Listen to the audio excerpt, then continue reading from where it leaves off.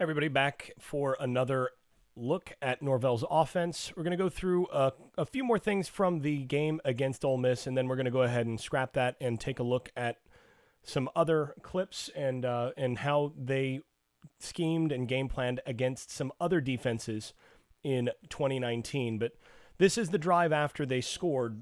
And so you can see, again, getting it on the 26, so basic standard field position, and now going ahead and working from there. So now you're going to get that jet motion. They use a lot of motion. They use a lot of formation variation.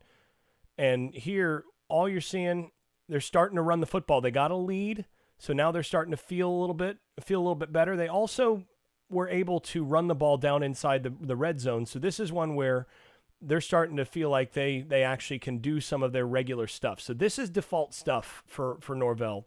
Now, one of the things you'll notice here, they've got a tight end on the field on this side, but Florida State really just doesn't have an inline blocker like that. So this may be, this is where Jordan Wilson would have been used right here. They're going to have to find a way to get some blocking from this spot, or they're just going to have to use more fullback type stuff, different looks. They just don't have that this year. But what you'll see here is, once again, emphasis on getting guys inside. Now, interesting thing here is watching this combination. You don't see this kind of combo very often, where you get the tight end coming inside to take the 5 technique with a little help from the tackle. Tackle really should get his hand on there just a little bit, but tackle's headed up to the next level right away. But then they're pulling the guard to hit that guy as well. You're just not going to see this kind of run scheme a bunch from around the country. This is innovative and kind of risky. What they know is that this guy's going to have a tendency to kick out against this look, so they're taking advantage. This is a lot of film study to get this, and it's a lot of ability to call variation in your running game in terms of offensive line, because you just don't normally have a call for this where the end blocks down to the 5 technique, and then you're going to kick out from the guard on the same guy. But you'll see this. And what they do by doing this is they essentially leave this end man on the line of scrimmage completely unblocked, knowing that he has very little chance of getting into this seam. So they're doubling here with an unorthodox way of doubling, then doubling here up, and then working their way to that backer. And then you see that works out to get a little seam. So this is why defensive coordinators around the country who faced Norvell talk about how innovative he is as a run game schemer. There's all sorts of different little things that they'll do up front to try to take advantage of angles and give their offensive line a little bit of an edge. Here you got a nub again to the boundary. They use that a little bit more. I think Norvell tends to use the nub to the boundary a little bit more in terms of a tendency than you see from a lot of guys around the country. Probably won't see it as much from Florida State this year just because of the weakness at tight end. But that's something that you'll see going forward, is the nub into the boundary, so that they have their receivers to the wide side, and then they're going to force you to either put that extra guy over here, which means that now you're kind of wasting a coverage guy in a lot of respects. Or, if you rotate over, now you've got some numbers to the boundary for run game, and they do like to run into the boundary. That's something that you'll see a good bit from Norvell. Once again, you're seeing a lot of pulling. His offense is going to demand a lot of mobility, particularly from those guards. You'd better be able to get out in front. And that's one of the reasons, in addition to just not having the recruiting ability to get a bunch of 320-pounders, but that's one of the reasons why Memphis's offensive line is so slim, because they're going to move those guys around a lot. But you notice with a lead, what did they do? They went to the run game right away, 2 runs right away, and then once again sprint out. And in this case, normally you're going to have the edge guy out here. This is just a standard little out and smash concept, but there really is nothing open. The 2 guys out here just get locked up, and this is a sprint out, so there's just not a whole lot of other options. So this is a 1-2 and go for the quarterback Could have turned into a sack. Quarterback does a good job of not going down. Needs to get a first down there though. But a situation again where doing everything they can to avoid a sack, get an advantage coming to the outside. This is one where, looking at it again, this guy has to win. This is a one-on-one where this is a straight up one-on-one where the slot receiver, it's just not a good enough route. He just loses at the top, and you've got to win that route. Now, interestingly, this is a situation where Jimbo Fisher's offense has this turn into an option where you throw that as a hook if it's not going to be there here. Although against this particular look, it probably doesn't turn into an option. But you don't see that option out of the smash that much from Norvell's system. So that's a 3-and-out there.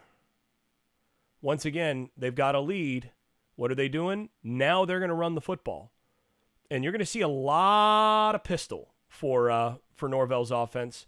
And again, he really likes to use these double tight end sets and all that. You're just not going to see much of it this year, but this is something they want to do long term.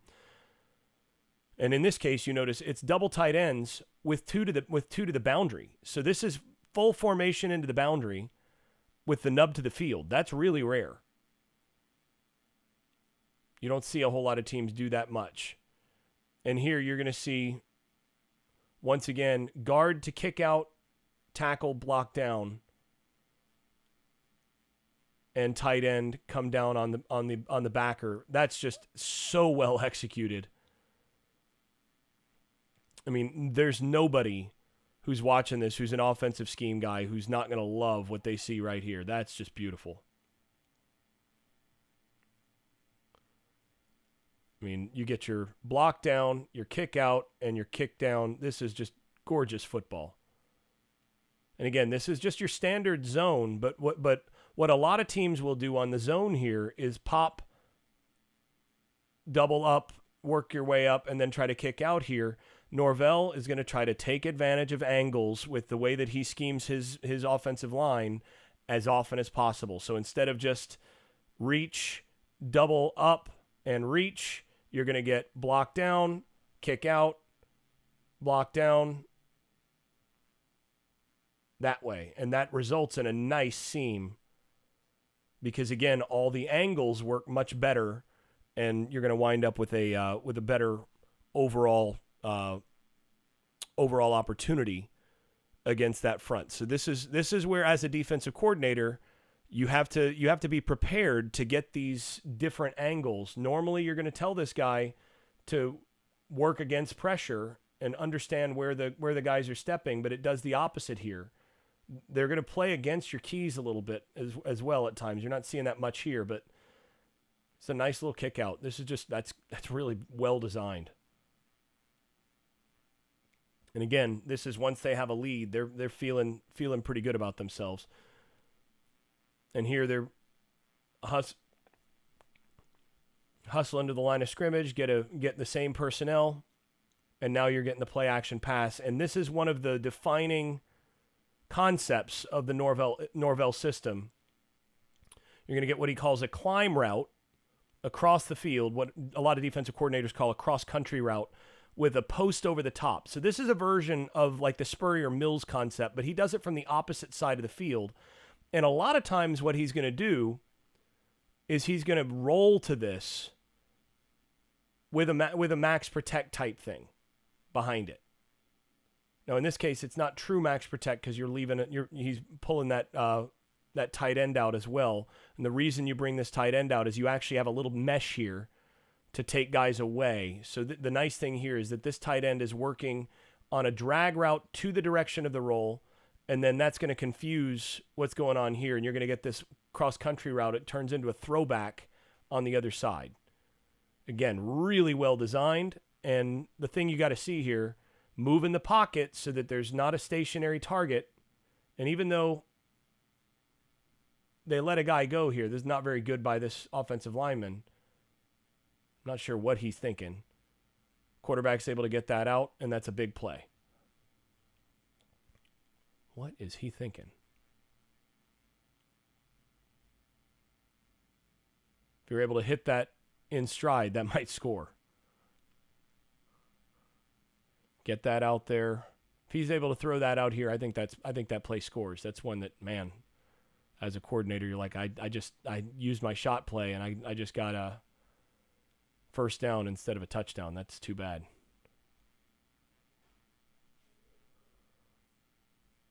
Lincoln Riley runs that play, by the way. That's a Lincoln Riley special.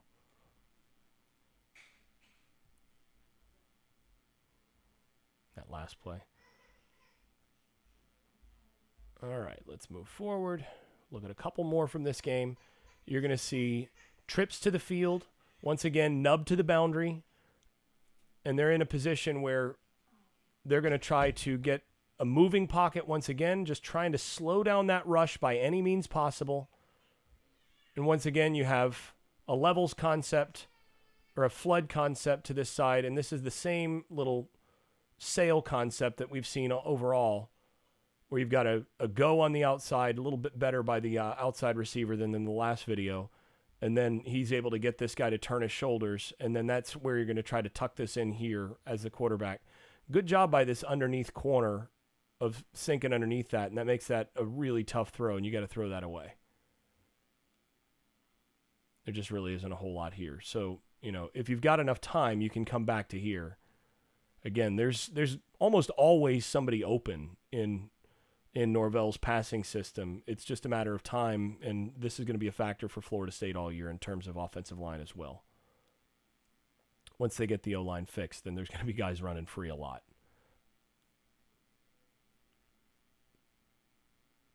So now you're going to see 4 full receivers, but you notice the personnel is the same. You've got a tight end in the slot here. You've got what looks to be a running back there, and now they're just going to hand off because it's 3rd and long. And against that look, what are they getting? Man, that center's really good. If you've got a good center in this system, it's going to go well for you. Right here, that's a tough block. Let's go ahead and look at the other side of this.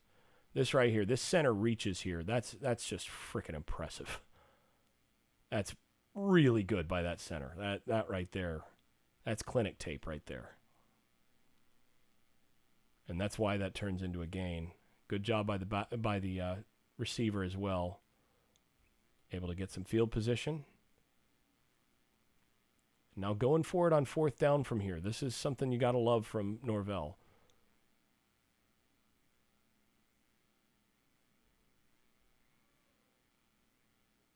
And now you see why they haven't gone drop back all game. Ole Miss is just a lot better up front. Got no chance.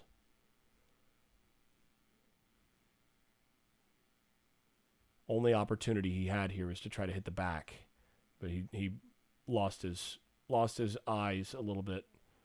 If he hits the back, it might score. It might get a first down, but he loses it and tries to escape, and he's just not going to outrun that D-line.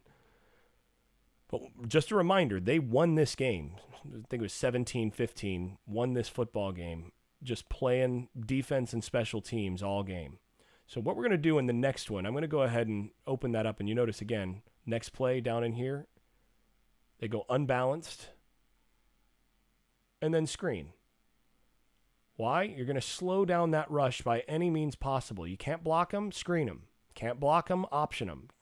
Find all sorts of different things. It's just what they do. Again, little swing. Just finding ways to get something positive when you can't block them in the drop back system, and that was a risky throw there. We're going to go ahead and move to another game here where they're overmatched. They're playing a team that's better than they are, but in this game they scored let's see, better defensively, I guess. We're going to look at what they did against Cincinnati. I'd love to